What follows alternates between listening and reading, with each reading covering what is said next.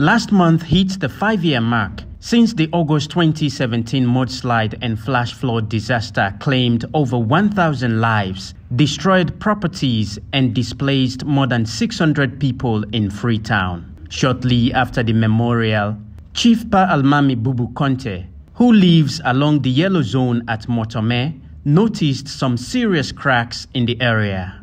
The life-threatening discovery forced him and few other families to temporarily move out of their homes because the cracks run through their houses. World Bank provided money to relocate all those who were living at the Mortomeh disaster-prone area, but locals here say the yellow zone was not regarded as disaster-prone site, and due to that, they were not considered. I want for the government help for I need the government to help and relocate us immediately. When the cracks started, the lines were like threads, but have now expanded, as you can see. And this will continue because of the rains.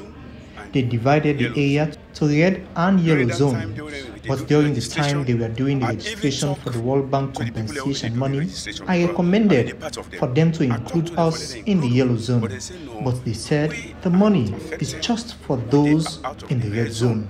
I was part of the registration team, and if they had considered my recommendation, we will not be in this position. If that will not work, like we're not for deep on this today again. The environmental challenge that has recently surfaced close to the Mortomeh landslide area is an issue the National Protected Area Authority is seriously concerned about. We have seen what has happened of recent. We have seen the cracks. I want to advise all those who fall within this crack should be evacuated immediately, on their own first. You take care of yourself. If you say you're going to wait for government to come and take you out, within that period of time, something happen, you lose your life. So they will leave, we will meet the appropriate authorities, explain to them this is what has happened of late, so that it should be addressed. All those big ship buildings along this line, going up to the mountain, at the peak of that mountain, they are not safe.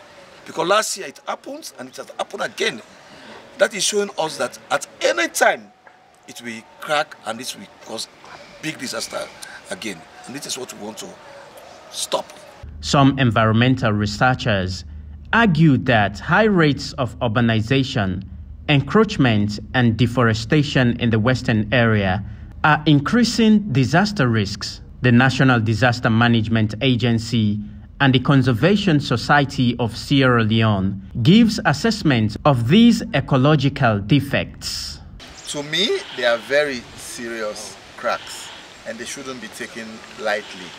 And luckily, the inhabitants of the houses where these cracks have occurred decided on their own to leave. And the fault line goes a pretty long way.